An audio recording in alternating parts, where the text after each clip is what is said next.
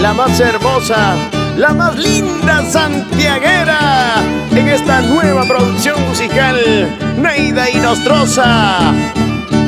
Una hermosa flor, la auténtica y original, la orquídea de Tayacaja. Para Mercurio Producciones Internacional, Edgar Belito.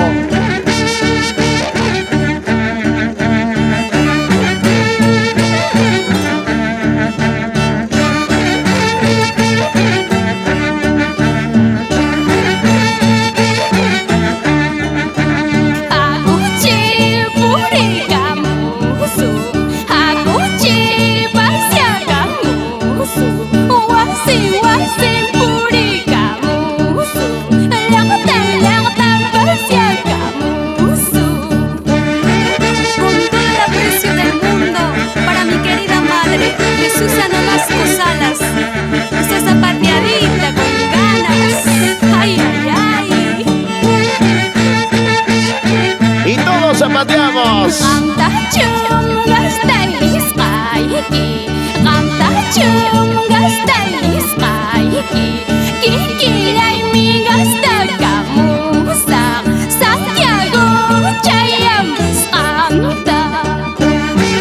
Y esta canción dedicamos a la empresa consultora y constructora Citexac de Luchito Mendoza Lomé en Huancayo.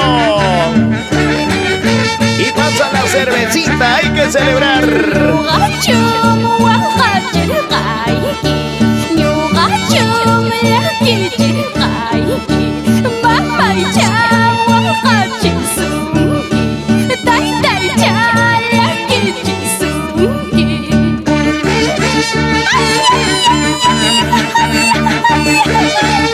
Esa guapiadita de la linda y hermosa flor, la orquídea de Tayacaja, Neida Inostroza.